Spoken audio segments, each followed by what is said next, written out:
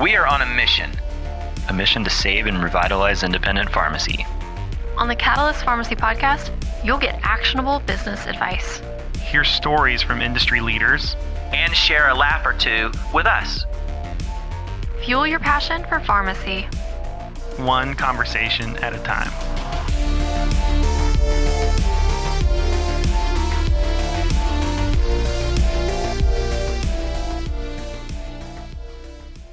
Welcome to the Catalyst Pharmacy Podcast. I'm your host, Jeff Key, president of PioneerRx, and today I'm here with my co-host, Marsha.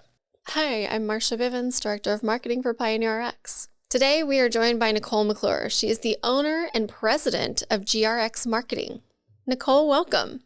Well, I'm super excited about today. If we can't make a good podcast with two marketers, we probably should think about some other thing to do with our time. So, we just got back from London and Paris, so that was fun. We have a conference we go to every year in London. The pharmacy show. Yeah, and it'd be like flying up there one day and flying back like 2 days later. If you can imagine what that would do to your body. So we always extend it for a couple of days and do something, go up this way or that way or explore. Yeah, and so this time we decided to take the train to Paris and go hit Paris just ridiculously hard to the point that I slept on the plane coming back. So we could be a little jet lagged, so we say something kind of stupid. I slept great. Yeah, I know, but I don't know that everything's still wired correctly. That could be true. Yes, that could be true. As we extend, let's see, 10, there's 7 hours, maybe 4 o'clock. So kind of hitting a mid-afternoon nap. So you're going to Paris soon, I understand. Yes, next month. So I was just going to say, if you guys have any, recommendations to pass along. So Versailles to me was a must and was worth it. And we only spent 2 hours there because, like I said, it was like, cool, we're going to do this. Here's the top 5 things we want to see in that location, and then we're out because we booked so many things to see and do. And also, if you're doing Versailles, do a tours by local. Like, have somebody that's going to meet you at your hotel and either take a taxi or an Uber with you and actually walk you through, because they get backdoor access. You don't have to stand in the long lines of regular tours. Yeah, in like Versailles, I would do a tour guide for Versailles. Yeah, because there's a line of like 1,000 people, and they walk you around in a back door and right inside. And they know the lay of the land. If you're getting a person that's what they do is they tour you through Versailles, then they know the lay of the land. They know where to take you. They know the pathways in the garden to take you and things to point out. They know, the history and the reason of some of the paintings and the art. And then the same thing for the Louvre. Get a tours by local private guide, because again, we showed up and the doors were opening and the line was all the way wrapped around. And she took us in, hey, this is my private back door that's usually open. And yep, we went through this back door. We went through the same security check everyone else went through. And she took us straight to Mona Lisa and then sat us down and talked to us about some of the interesting history of the Mona Lisa. Been 30 minutes on the Mona Lisa. Yeah. To say that now seems really silly. Right. But it was interesting. It didn't be like, okay, really, you're talking, a lot of interestings that, you don't always know. Like, he worked on it for years, and it's 18 layers of paint. And totally repainting. Not like he worked on the hands. He repainted it. Yeah. He carried it around with him. It was like his jam. He carried it around with him wherever he went, and he painted on it. It was like, he was really fascinated with his own techniques and things like that. And she was also really good about telling, she's pointing out other techniques and things and paintings that you, like Mona Lisa, no matter where you're standing in the room, it's like she's looking directly at you. And the lady that we had told us what the trick was in the painting, and it was super interesting. But I'm going to leave that up for a fun Google search or kind of your own discovery. I don't know. You think that'd be on the Google search? Tell her.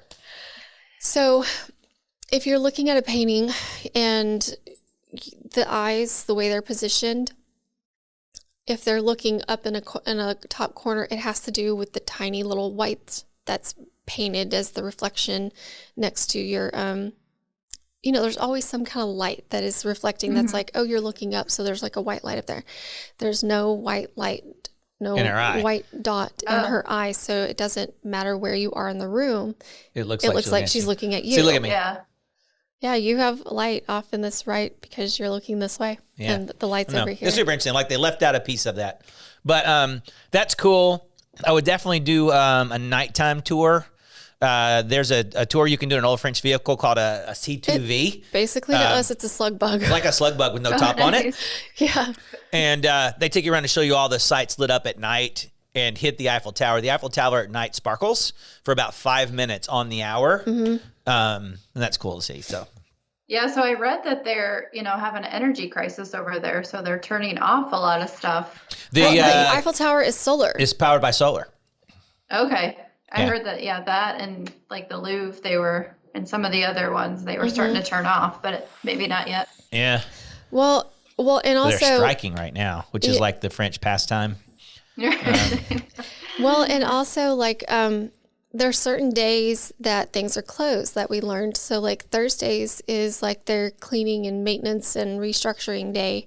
And so like I think we were told what the Louvre is normally closed on Thursdays. Yeah, something like that. Maybe Tuesdays. One of the days is closed. Well, no, Yeah. Versailles is, I think we were told Versailles is normally closed on Tuesdays. And the Louvre is normally closed on Thursdays. Which that would be fine because that's when we fly in. We get in Thursday morning, so then we can just kind of get the lay of the land and then go on Friday or something. Yeah, and in general, you can find a place to walk in and eat if you don't really care what you're, just like there's like these little cafes everywhere, and generally they had space, so you just kind of walk in and eat.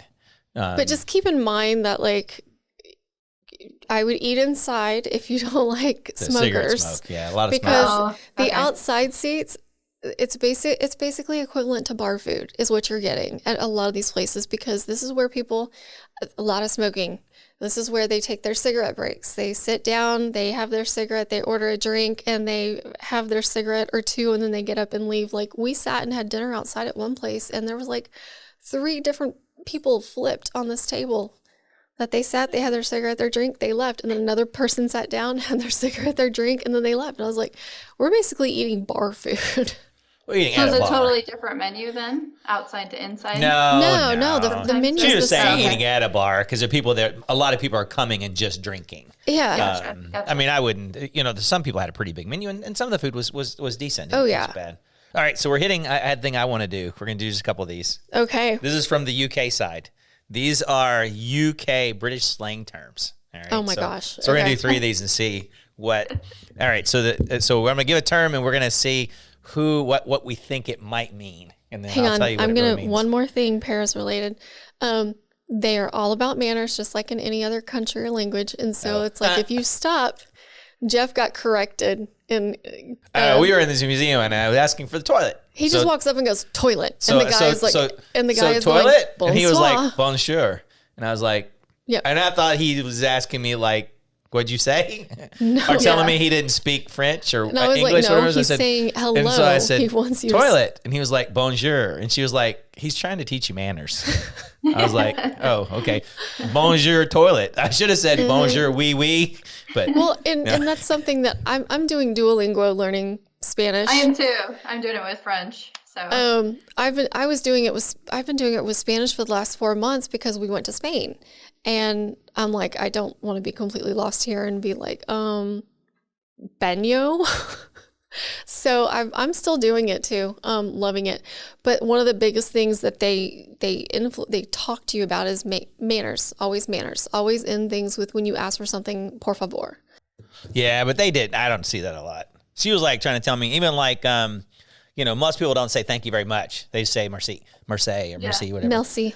And I'm the one, you said learn a few words, right? Because you don't have to, all that spelling out, pardon, please, just say toilet. So and they're going to get what you want. They're going to get the meaning of that. Like, I said all I needed in Spain was, mas vino, or uno mas, and then la cuenta. Give me the check. But I guess bathroom would have been a good word to know. So Yeah, but yeah. have you figured out how to say I bought an orange for $5? There's a joke behind that too. Have you seen the Babbel? Babbel has a commercial on TikTok where they're making fun of Duolingo, where the point is that Babbel is more conversational. They're teaching you how to have a conversation, and that Duolingo is teaching you silly sayings. Yeah. And it has the one guy talking Spanish, and the guy who learned it in Duolingo keeps on saying back, like, my grandmother has a red dress. And he says, I bought an orange for $5. And the guy was like, you paid $5 for an orange? So I told Marsha, I'm going to use Duolingo and learn. I bought an orange for $5 in like 10 different languages. It's like, That's actually pretty spot on, because orange and like orange juice and stuff was one of the first things that I learned, and just learned how to say like I'm buying or whatnot, but still don't know a lot more conversational stuff. I wish I could jump ahead, but. All right. So leg it. Leg it? If in British slang, if I'm going to leg it, what am I going to do? You're going to walk it. I'm going That's to what I walk was it. going to say. Walk it. So it means to run away for something, usually a bad situation, right? So I'm going to leg it. I'm getting out of here. A kip.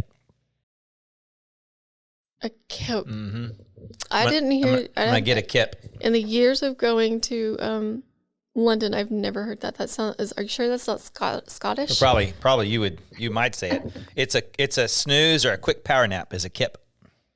So like a cat nap. Yeah, like a little Shortened. cat nap is a kip, a little short nap.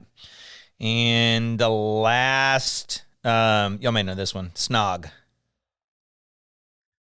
A drink? What do you think a snog is? Yeah, like a drink or beer. Is a kiss in any form. Oh. A very unattractive sounding kiss. Oh, I guess because you're. So they were snugging. I don't know. That was pretty bad. Okay. All right. All right, so let's start on Nicolle. So I've never actually formally met you. So hi, I'm Marsha Bivins, Director of Marketing for PioneerRx. And of course, everybody knows Jeff Key, El Presidente. Not sure everybody knows. I don't know that we've met. Have we met? I think maybe in passing at some Yeah. trade shows or something. Okay.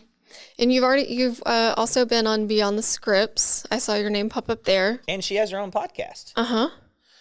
Which I need to listen to. So for those of you who like podcasts, the podcast is called the Pharmacy Marketing Simplified Podcast. How long y'all been doing that podcast? I've been doing it for a long time. I would say 6-7 years. I got hooked up with Todd, who runs that, quite a long time ago.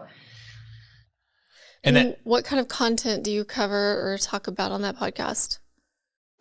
Just a variety of health marketing topics. How to talk to prescribers, how to record a video on Facebook, stuff, kind of easy tips for pharmacy owners to implement, since a lot of them kind of struggle with marketing and what to do.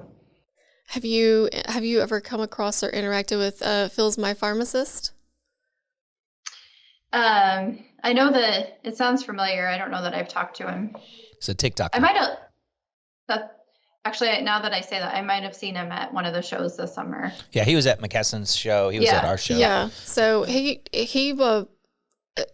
quick summary, and then I can maybe point, and then we can point you to later, like the podcast episode or his social media. But basically, he grew his pharmacy business in a matter of like less than 6 months, more like 3 or 4, by TikTok. Just creating content for patients. And now he's doing live TikToks and answering questions. Does it come in? Yeah, as they come in on the live stream. But yeah, he grew his business a remarkable jump, and it's patients coming in. He says he's getting 3 to 5 new patients a day. Yep. Wow, that's awesome. And people coming in going, yeah, my cousin in Ohio saw your TikTok and went, hey, he's in your neighborhood. You should go to that pharmacy. And a lot of it's from TikTok. And so he's kind of an interesting to look at how he broke down learning TikTok and how to really reach people without having to pay marketing dollars. So give us some advice then on a pharmacy talking to a prescriber. Give us a little teaser then from your other podcast. Well, I think, a lot of pharmacists try to make it more complicated than it needs to be. It's just about going in and having a simple conversation of what pain points are you experiencing in your doctor's office? Is there, are your patients experiencing something with a particular drug, or just, you're seeing a common thing that patients are coming in from. I think sometimes when pharmacy owners go in, they feel like they have to take all of their information and kind of spew out everything under the sun that they offer, instead of first kind of finding out what the doctor is looking for from a pharmacy. Yeah, it's great advice. And the other, not only feeling like they should, it's really bad for them to go in there and go, I do this, Yeah. really going in there with, hey, I've got a doctor in pharmacy and I don't feel like I'm using it well. How can I help you? What can I do with our spare capacity to help you better? What pain points do you have? What can I do to help you grow your business? I think people respond well to that, right? Yeah. Even better is, go ahead.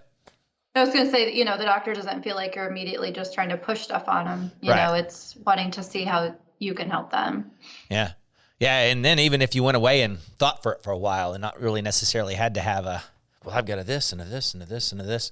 It's one big thing we tell people, talking to people who are thinking about new softwares, don't start off with them, not us, really figure out what they need. A lot of people come up and say, why are you better than so-and-so software for us? And I'll say, well, for you, we might not be. Let's learn more about it. What is your needs? What are you looking to achieve? If you're looking to achieve these things, then we're the best at these things. But it is really kind of breaking down and going, well, it depends on what your needs are.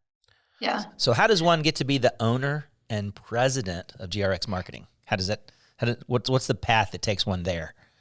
It was a bit of a long journey, for sure. So I started pharmacy marketing in 2004. So I've been almost doing it for 20 years now, and worked for a group of pharmacies here in central Iowa.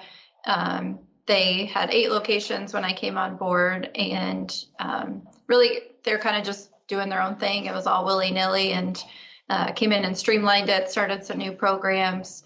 And then just through the connections of the previous owner and, people that I had met, saw an opportunity to help other pharmacies that weren't part of our group with marketing. Because I'm sure you guys can both attest that it's something that a lot of them struggle with. They, Absolutely. Don't know what to do, or they just don't do anything, because Right. they don't know where to start. So they're like, nah, I just won't leave it. And this day and age, especially, it's such a travesty to their business to not do anything. Absolutely. So just over the years, I kind of started it as a side hustle, really, to, put our services out there for other pharmacies. And in the past 10, 12 years, it's grown into a viable business. And last year, in late 2020, I guess, actually kind of just was looking for a shift in what I was doing. I was running the program, but it was, for a different owner, and wanted to take that leap and purchase the business from him and truly make it my own, since, I had been running it. And so that was official last July. So made it just over a year. Nice. Congrats. And we moved offices in March of this year, because we were previously sharing with our previous owner. So we've got our own office space and everything now, which is nice. So it's been a fun journey, challenging at times, of course, but I really love it, and it's been good. So what are just kind of give us kind of an overview. You could go a lot of different ways. You're in Iowa, right?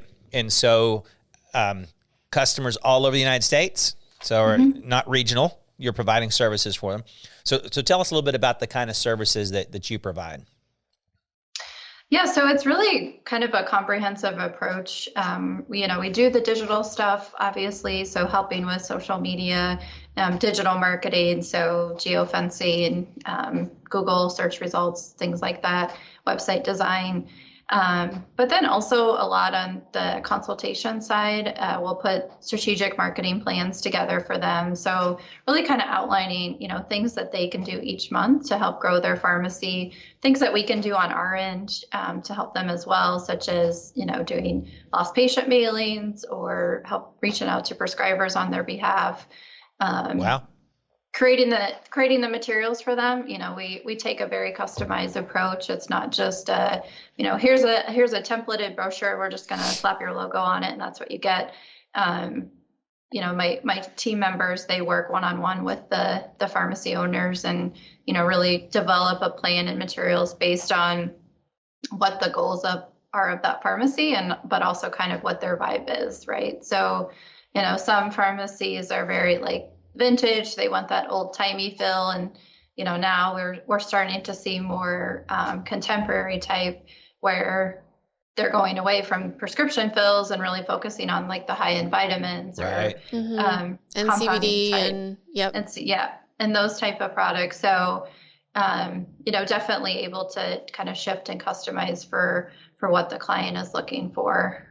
So we get a lot of just, calling us and asking, hey, I heard a competitor's closing. How can I get that business? I've been approached to do this sort of advertising locally. Is that a good deal? Is that a waste of money? Things like that. So really just trying to be their resource for all things marketing. So what's your plan to grow your business? What's your growth plan? Are you pretty tapped out today or got a lot of capacity?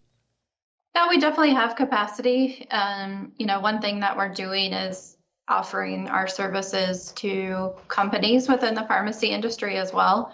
So right now we help about 15 businesses that are in the independent industry, just like us, with their marketing. And so that's kind of been one diversion for us. Ultimately my goal someday is hopefully to start a different division on top of GRX marketing. So still in the healthcare industry, but, maybe helping chiropractors or, veterinarians or things like that. Because I think, the model that we've put together super similar works and, could be adapted for other types of absolutely industries. Independent businesses though, probably, right? Yeah. Yep. Absolutely. Not physician owned or something like that. Right. Yeah. People are. Yeah. I mean, and I don't have a desire to, be huge and help chains. I mean, my passion is really in helping those small businesses, whether it be pharmacy owners or, supporting local restaurants or things like that. The mom and pop businesses. Yeah. Yeah. What, any recent success story? Ooh, yes. We love success stories. I'm trying to think now that you got me on the spot. I would say one is, so we're helping a local group, the client group, do a new program for flu shot marketing. So, flu shots are everywhere, right? And a lot of pharmacies offer them, the chains, independents. And so we've helped one kind of distinguish itself where they are partnering with a local food bank, and they're going to donate meals or money for every flu shot given in their community. And it's actually really helped. They started it last year and are doing it again this year. And from the year, they saw a 20% growth in the immunizations that they gave. And I think it just, again, it goes back to people wanting to give. We actually heard where some people were waiting to get flu shots with those pharmacies instead of going to, like a Walgreens or a CVS. Where you have to fill out the form online and make the appointment before you come in. Yep. Well, some independent pharmacies have to do that as well. Yeah. So it just depends on how crowded they are. But yeah, I wondered, I guess a lot of that started with like Tom's and, you see a lot of it now.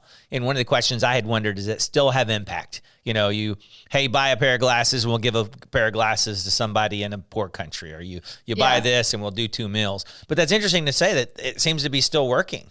Yeah, for sure. And I think we've seen a jump already this year, and they've also picked up a lot of like corporate flu clinics that want to be a part of it as well. So, going on site and giving flu shots to employees, so I think the pharmacies are picking up that business that they wouldn't have in the past. Do you do any kind of interviewing? Do you where you actually, are those businesses actually saying, hey, we're doing it with you because you're doing this meals program and we want to be affiliated with that? Yeah. Yep. So they're actually, they either heard about it last year in the pharmacy and they're reaching out to either the pharmacy directly or the clinical pharmacist and saying, yeah, we want to help give back and be a part of that. So it's definitely brought them additional business from doing it. And in a place where, hey, the flu shot costs me the same thing wherever I go, going somewhere, I'm doing something for community. And then you're creating that stickiness with those people, right? So if you get their information, you have the opportunity to send them a follow-up thank you card or email or something like that, saying thanks for coming into our pharmacy. Don't forget we offer all these other great services. So then you've got that chance to market to them on an ongoing basis to and pull hopefully them get from more a CVS business. or Walgreens. Yeah.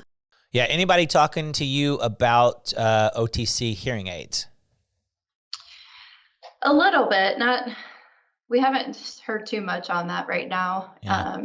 That was one of the things that we saw in London is that there was multiple devices, but one that we sat down and actually got the demo from, it basically attached to a cell phone, and that way you're not all up in their space. But the thing that attached the cell phone was to look in your ears. Yeah, not a hearing aid. Yeah, it was to look in your ears to kind of figure out, you say you're having problems hearing, or it sounds like you're underwater. Well, let me take a look. And then they were able to video it and then play it back and show me what my eardrum looked like and talk about and go, hey, your ear looks pretty healthy.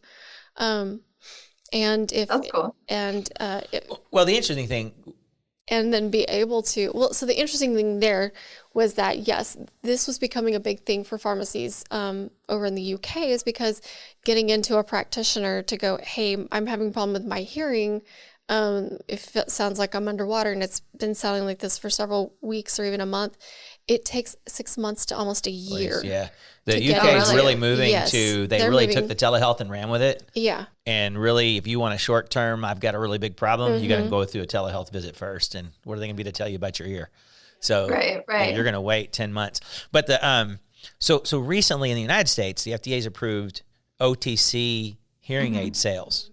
And I think it's a big opportunity for pharmacy. But an add-on, what was interesting was at this London show, these tools that allow you to look at the eardrum, do a kind of rudimentary hearing test, and to remove earwax. So one of the first things somebody coming in, it may be earwax, right? So let's look at your ears. Let's remove any earwax that's in there. They use a little microsuction to pull earwax out rather than irrigation. And then fit you an OTC hearing aid. So kind of more of a full package. What did the suction, you got to experience that? What did the suction sound like? Was it painful or was it it just sounded like a suction. It just sounded like a little mini vacuum. Yeah, just a little vacuum. And, I still haven't had time to back exploring, does Medicare or Medicaid pay for earwax removal? Surely they do for a doctor, but, are there states maybe what a pharmacist could bill for that? It'd be super interesting.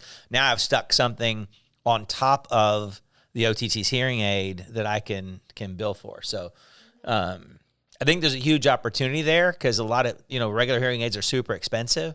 And, being able to get one inexpensive, just see if it helps, I think is I think some of the big chains are already starting to do it. And I see our pharmacies. So it'd be neat to have a package, that says, hey, we've done this with somebody. And if it's a problem we can't answer, then we can easily do a web call with a ENT. Right. Yeah. Yeah. And if you had a telemed that ENT, you could do, although I still don't know how you're going to do a telemed. Maybe if you saw something wrong with the ear, you would do a telemed and you could show them the pictures you took from the ear, but you're not going to be able to say, do a full audiology hearing test or something like that. Yeah. So that particular company, which was really interesting, is working on getting into the States. And of course, the reason we go to the pharmacy show is because that's where we find things first before it goes through our FDA approval and ends up at our shows. Well, and some things just get invented. I mean, we take a little snobbery and think that everybody gets invented in the United States, but a lot of stuff gets invented overseas first. That would be really cool to go to a show over there. I mean, I'm sure you guys saw some unique stuff that we don't have. And I mean, do you pick up on just any different practices that they do for their pharmacies or? Yeah, sometimes. I mean, one of the things we also try to think about is that, that's one possible outcome of our health industry. And what does that mean for pharmacy and how are they paid? Like their pharmacists there on a fixed contract from 2019 to 2024, right? No increases in the price of things. Well, and the bigger thing, and a really good example of this, is that their pharmacist over there, their patients rely on them as much as we rely on like our corner clinic doctors. Because they can't get into doctors. Because they can't get into their doctors, right. And a good story of this is we have somebody that works with us who is from Ireland, and his dad was going, oh, I'm so stressed out because my pharmacist is going on vacation for 2 weeks, and what if I need a consultation on something or to be checked out on something? And so that stressor is there, which we've been trying to get into our pharmacies, is be more clinical. Right. Yeah. You see a lot of these niche, a lot of products coming up there the same way, trying to find more things that the pharmacist can do. They're kind of ahead of us on billing on services. But probably the big highlight this time was the year. There were several of those. Trying to be able to prescribe birth control. It's funny that, you see waves, and you saw this in the United States at NACDS and CPA. You go back 3 or 4 years, and you saw a lot of patient engagement apps coming off the charts. Everybody, there would be 6-8 booths in patient engagement apps. They're all kind of gone. Same way UK. You saw a lot of that last time. And that's kind of gone as well. And I think we're finding that, there's a small subset of patients that want to engage via app. I think you see more things going to more text-based and bidirectional text rather than I'm going to download yet another app and have to remember how to log in and do this kind of stuff. So it's interesting how the trends kind of to move around, and some of those are similar. Well, I mean, and I can see the pain point. It is struggling. Like when I upgraded my phone, not everything logged in. I'm going, oh crap, what are the login credentials for that? And so I had to keep my other phone active so I can go back and reference or figure out, okay, well, for now I'm going to have to use this phone to still manage my parent control app on my son's phone, because for some reason I can't get my credentials to move over to this new one. And the same thing, even if like there's an iOS update, same thing, you get kicked out of your apps, and it's like, oh, what are the credentials? I don't even remember people's phone numbers, because it's all in your phone, and you have to. We're so reliant on it. That's not a thing anymore. Is memorizing phone numbers. I was like, there was this comedian. He was like, someday a hacker is going to stop all of our phones and the internet, and there's a whole generation that's not going to know how to do anything. Right. They're like, I don't know how to get anywhere. I don't know how to. I don't know how to do anything. I don't know how to read this. And then he's like, and they're going to come to us because we're the ones that know how to use a map, and they don't know how to use a map. And it was just yeah. And there was another comedian that was like, not even comedian. It was somebody who is not of the age to know, was saying, put out the question. And of course, all of us who know how that worked, we're laughing at him and going, yes, it's a very odd thing. And it was basically like, how did pizza deliveries actually make it to your home? And it's like, because we actually knew our streets. We didn't have, we actually knew all the streets and how they connected and the grid of the layout of things. So it was real easy to go, yeah, you turn here, you turn there. When you used a phone just for a phone, actually, and not to do everything else on it. One of the interesting things, London versus Paris. Paris very similar to the United States as far as matter of fact, taxi drivers in the Paris seemed very much like Uber drivers. They're doing by their phone, stuff like that. In the UK, they're very serious in London about being a taxi driver. You have to have memorized all the streets in London, the directions. You'll see them riding around on like a moped or something, memorizing the streets. You have to be able to pass a test about all the history and all of that.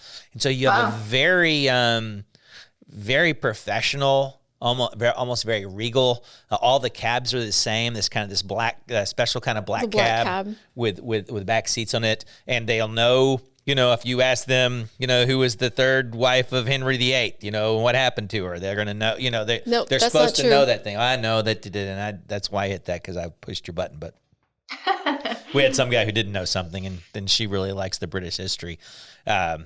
But And I they're was not like, no, using, no, no, there's that's no, not right. they don't have their phone out with directions or anything like that. Mm-hmm. You know, you're telling them and they're going to it. Yeah. So where do you, so any vision, where do you think marketing is headed in pharmacy?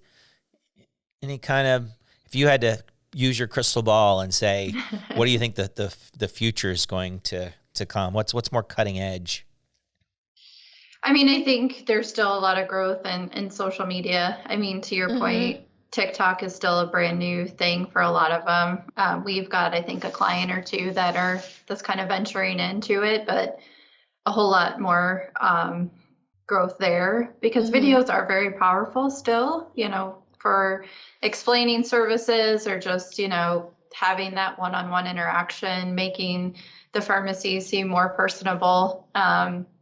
I mean, Facebook is great, but if you don't do any photos of your staff or, you know, any videos or anything like that, it's like, it's really hard to distinguish yourself from other pharmacies in the market. So I think, I think there's a lot of opportunity still with social media. I mean, I think in some ways pharmacy is a little behind the marketing trends of, you know, other industries.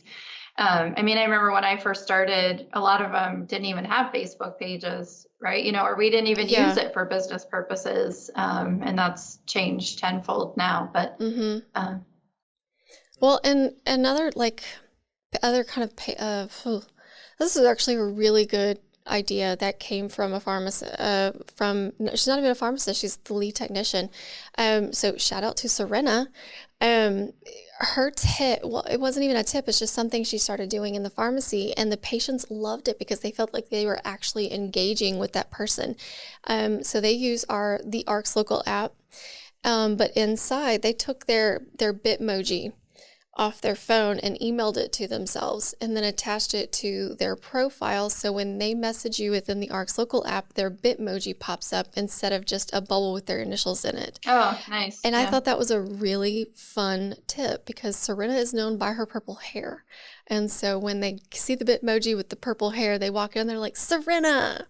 So I thought that was a really cool tip, and I shared that out on our social, on like our weekly newsletter that goes out. And I think that's something that people should do, kind of make that, like we always continue to say, is get that sticky connection to that patient, so then they want to engage more with you and not with the pharmacist at CVS or Walgreens. It's like, yeah, make sure you get your lipstick and your pills to go. And that's the keeping them. You know, one of the things that the TikToks, the hope is they're acquiring them.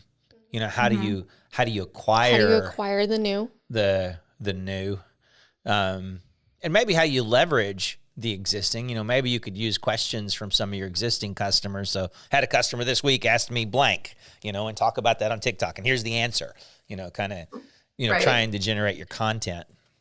Yeah. And I think there's going to be a lot of communication this next year, just with, you know, insurance changes and stuff and the TRICARE thing and everything going on, of just, you know, why use an independent pharmacy? And I mean, that's always been out there, but I think even more so. And, or just educating people on why they can't take an insurance or something like that, because a lot of them don't understand that. And I think sometimes, you know, the pharmacies just get the blame of not accepting the insurance or being more expensive without understanding there's so many other things going on beyond the scenes that is out of the pharmacy's control.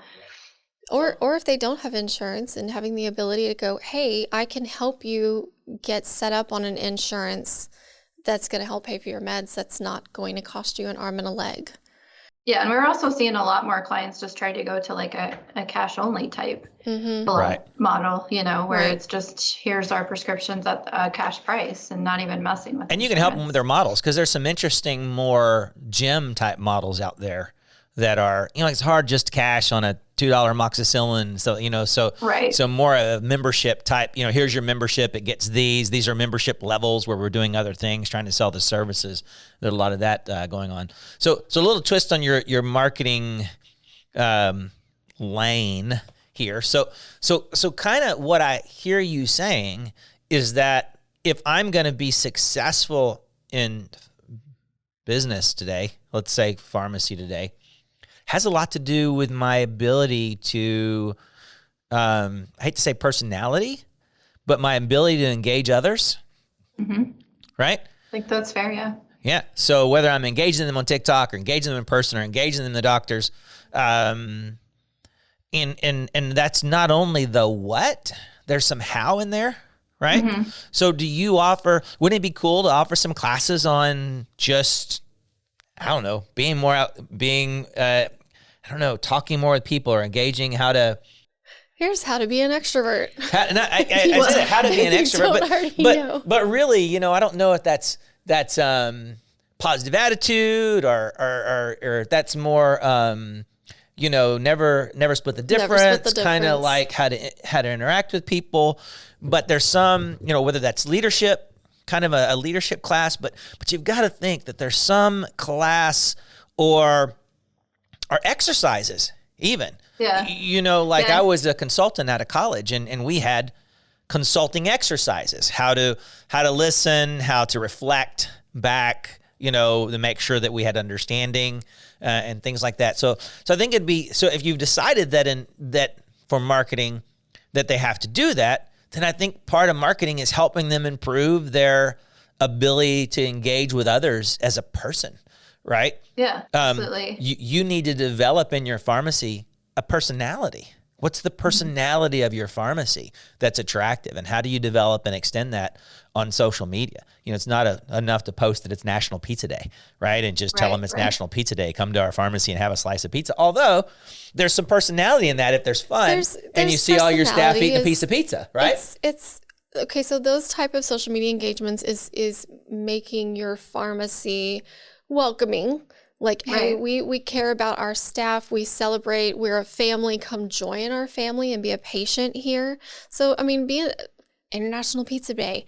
Buy pizza for your pharmacy. Take some pictures. Post it on social media. It's not a waste of time. It's creating a beginning of customer engagement other than just constantly putting med health tips out there. But even better, we had free pizza for people who came in today, right? Here's a picture of a happy patient a morale booster. with a slice of pizza. It's a morale booster after we for filtered for anybody on diabetes. Hey, you're also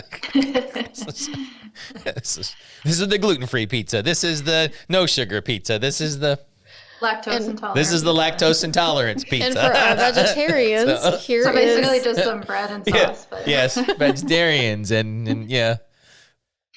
But and here we have the powdered pizza. Yeah.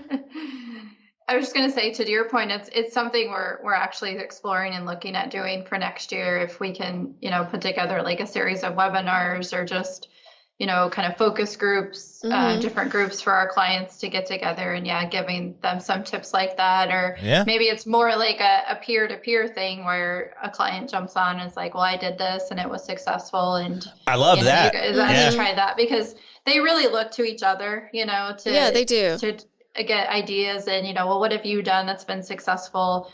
Love to have, might be fun to do something like that at our, I don't know if you've come to our trade show Connect before. We were there this year. But might be fun to do something like that. Maybe have you host some type of little marketing roundtable for a group of doing that kind of best practices. Or just, hey, what did you do that worked? What did you do that worked? That kind of thing. Or, it'd be a big group, but, we thought about having roundtables of people and then having a list on the table of things they're supposed to go through, right? And we could say, hey, these exercises were developed by PioneerRx marketing, right? And you could try to help facilitate that. I think that would be fun. Yeah. You could also bring a group to Iowa, right? And y'all could tip cows and y'all could, kind of. Okay, I don't live in a cornfield. And there's a misconception. Misconception. I didn't drive a tractor to the office, But I think that's an interesting place for marketing to grow when you decide you can't do that without here. The guy on TikTok is being really successful because he developed a personality. There's a personality. He's really just talking about, hey, you have sinuses. These are the things you should do, and you have this, and these are things you should do. But he's got personality. He's leaning over. His modus. He's kind of leaning over on the counter. And it's not just that. His thing is, he says, don't be afraid to be yourself. Don't be afraid to be goofy, and he's talking about, allergy season and the mucus, and he's sitting there playing with green slime.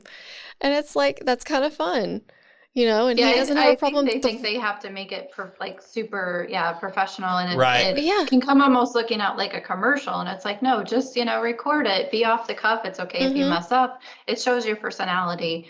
Yeah. And people relate to that more. I remember several years ago, we did a video with, who was the guy for NCPA that we did the video from? He was the doctor who did the satire stuff.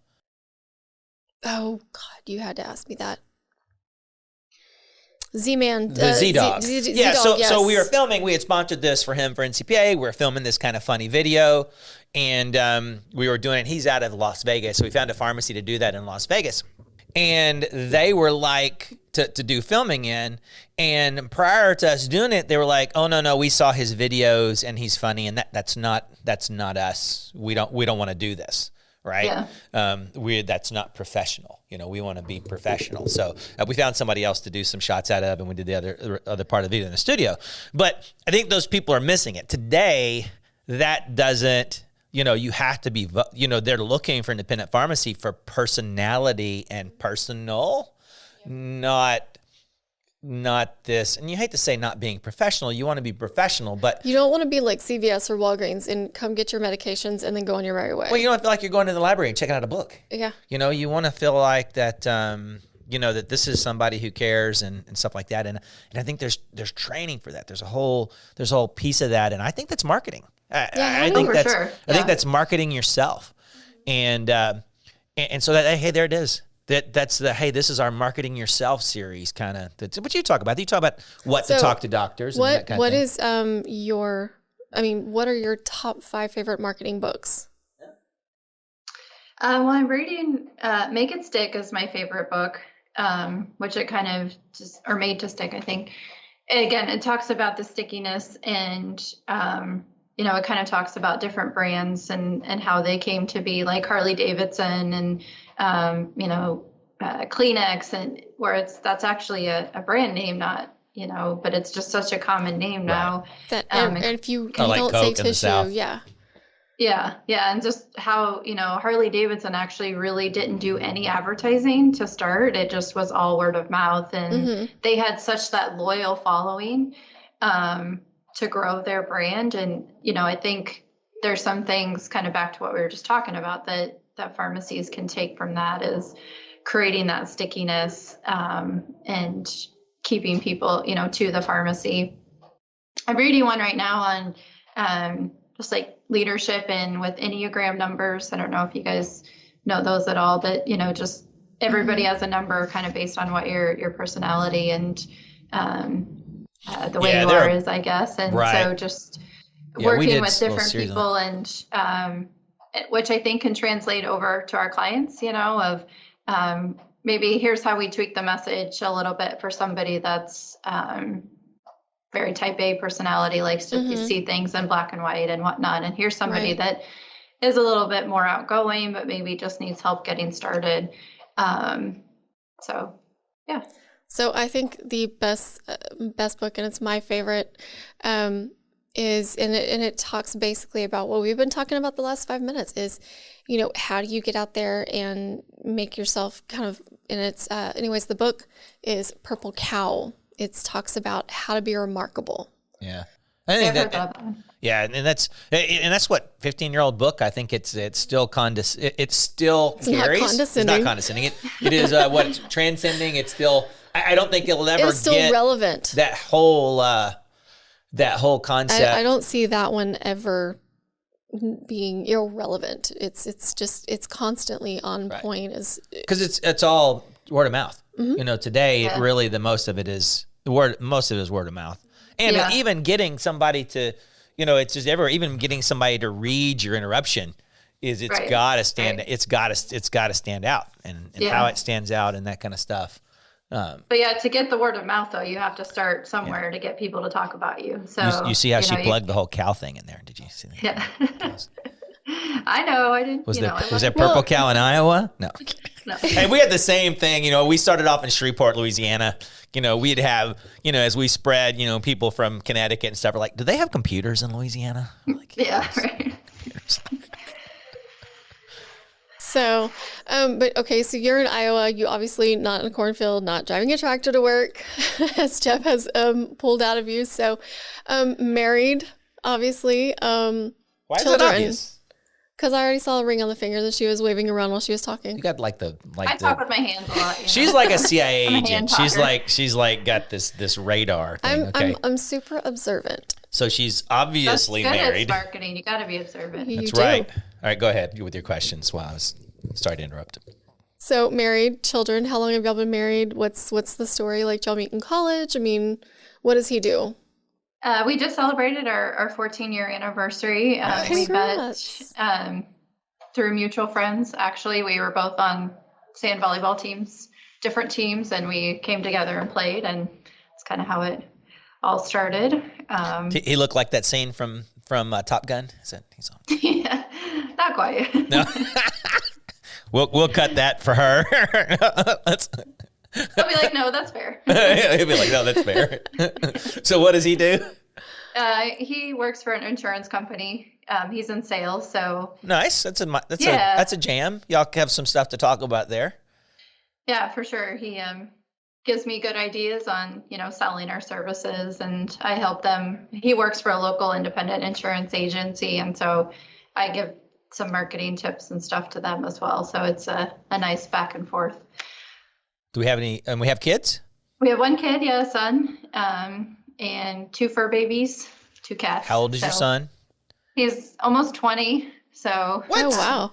yeah, he's actually moving, getting his own place this weekend. So it's a little chaotic at our house. Now we're going to move to talk about your beauty routine.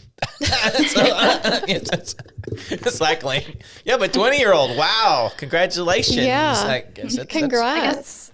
My mom, I can give some credit to my mom. She passed on some good genes to me, I think. So Good genes. There's all kinds of stuff going on TikTok today with the cycling and the. Yeah, I'll actually have to talk to you after the moving out, like how that went, because I'm about to experience that because my daughter just got accepted into SCAD. So, yeah, I'm crying about it. yeah, it's weird. Like he started is a little so bit last night, and to actually I know it's been coming for a while, right? And but to actually see the bed go away and that kind of stuff, it hit you a little bit. So Yeah, I went the full week without crying about it. That's the first time I've actually cried about it. Yeah. Yeah. What are you going to do when the bed moves out? That's going to be a minute because she's going to move into dorms. And it's always going to be her room until she's married and makes her own life or something. And then it's like, cool, take your bed with you. But yeah. Yeah. Yeah, it's all my wife and I were talking about last night, you're not get used to rituals because they change.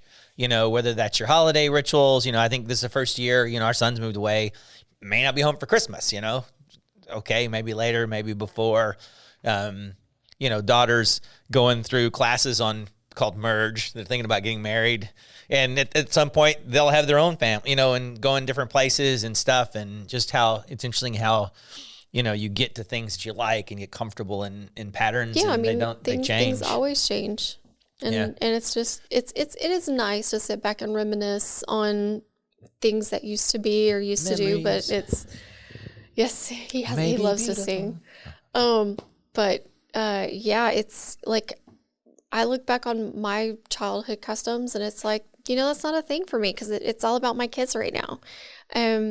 And now that they're getting older, things that we used to do, like the long haul drive between both parents for Thanksgiving week, we're not doing that anymore. I mean, the pandemic kind of put a shutdown on that. Right. A lot of said you shouldn't have done sooner. I mean, we had kids who were like, we have the golden children. This is what's going on in our house. You want them come to us, Well, I mean, You sound like my husband. He was like, no, we're not traveling anymore. Yeah, it's like, we got the goods. You want the goods, you come see, It's easier for you to drive here than us to drive to you. And we started doing that for Christmas, we're not traveling for Christmas. The kids are going to wake up in their bed. But we'll make the sacrifice for Thanksgiving. But, that's going to change next year when my daughter's in college because I'm not going to make her come home for college and then pack her in a car. She wants to see her fur baby. She has a cat. Actually, she has 2 cats. And she'll want to sleep in her own bed and not. Yep. Sunrise, sunset. Can't stop it. And it's hard with Christmas. I mean, I feel like with Christmas, I mean, you only get like small mini years of like they're really into it, you know, and and all of that before they get too old and they're like, this is lame, or, you know, don't want to participate in yes, I'm at the point where or they're like, I don't need anything because I get everything I want all year long. Right. That's your kids. That's not mine. That's your kids. No, my kids still make lists. Although the funniest was when Mackie pulled things from. She was like, "I want this from Amazon." I'm like, "You mean Amazon?" And so we still call it Amazon. It's like the fancy Amazon. That's the fancy. That's like the Target. Yes. But yeah, I mean, I'm the only one that's still into Christmas because I'm the one that's waking up and it's like I get food going and then I go in there and I'm like, wake up, Santa came. So I'm the one that's still going in there and going, wake up, come open your presents now. Let's do this together. Kaylee in her merge class had questions that they were supposed to ask the parents, and then they go back and discuss those. And one of them was like, did they think their parents were going to be with holiday, you know, like how they were going to deal with the relationship and the loss, and like, you know, live your life, Birdie. You know, I mean, I enjoy them, but the biggest thing is you have to talk and figure out what y'all's plan is and what y'all want to do. Should be supportive. I'm a big that parents pay down. You know, that your parents should pay down. You know, should be working down rather than, you know, like. You know, people whose parents are like upset because they're not going to come see them for this or that. You know, you got a car, you know, come. Right. Yep. You don't have all the fur babies that I have, so it's easier for y'all to come to us. It's harder for me to go anywhere because I have 2 kids and 6 fur babies. How was the skunk smell? Is that cats and dogs or? But yes. All cats? We have cats and dogs. Oh my. But yes, and the dogs recently got hit with a skunk. One of them smells does not smell at all like the skunk. I think he was at the far back of it and not the aggressor. And so I actually let him sleep in bed with us last night. The big one, on the other hand, she reeks of it still, and she's on bath number 6. So, needless to say, she slept outside on her pillow. But that's why I like cats, because they're like less high maintenance, and you know, you can go away for the weekend and just be like, here's a bunch of food and water and yes. Although take care of yourself. They do have their own attitudes. So we have have one that is a full-time outside, and she protested to be outside cat. So we're like, okay, fine, here you go. She does have a cat door into the garage that stays locked, but it only opens for the chip in her neck. Best freaking invention I ever found. But the 3 inside, they are all their own unique attitude. Yeah. So for sure. Yeah. Is a whole lot of animals. It's a zoo. Well, I think we are out of time. Wow, we've already hit our hour. Yeah. Went by fast. So if they want to find out more about you, and I'm sure we'll put this stuff up on the website, but it's GRX Marketing. You have a website. We do. grxmarketing.com. Just straight grxmarketing.com. Mm-hmm. Right? Very good. Where I'm sure you can see lots of pictures of cows. And no, Stop that. Let the cows go. Let the cows go. And the podcast is on the Pharmacy Podcast Network. Yes. And those are audio podcasts. Correct. Yep. Yep. Any work? I think talk to Todd, and he's talking about trying to move more toward video. There's a lot more work. Yeah, he did mention editing. that at NACDS. I like the video. We started doing these because of the pandemic, and we didn't get to see people. And her and I, we go to trade shows. We'll visit pharmacies when those are slow, and that kind of energizes us and gets us excited about being able to work at the other stuff we do. Yeah. And so video was a prerequisite. You know, I had to see somebody. I had to laugh. I had to say dumb things. Well, the conversation's a lot more personable when you can see their face and interact with them. And it's an overall better engagement, I think. Yeah. So, and we enjoy it. So this was kind of our supplemental for the pandemic, taking all our travel and trade shows away, and we've just kept doing it because it's so much fun. Yeah. Well, thank you for being here, and let's talk about doing something interesting for Connect. I think Yeah, that would be awesome. fun. Will Tuft, I don't know if you know him, kind of Yeah, heads she that was up. already on the Beyond the Scripts. And yeah, we're doing some rounds and things like that. And I think that would be a fun thing to do. I think For sure. Yeah, I'd love to. laugh. All right. Thank Thank you you. so much Thanks, for joining guys. us today. Take care. Bye. Okay, bye. Thank you for watching the Catalyst Pharmacy Podcast. If you enjoyed today's episode, please like, subscribe, and follow us wherever you get your podcast. Give us a 5-star rating on Apple Podcasts to help us reach more pharmacy professionals like you.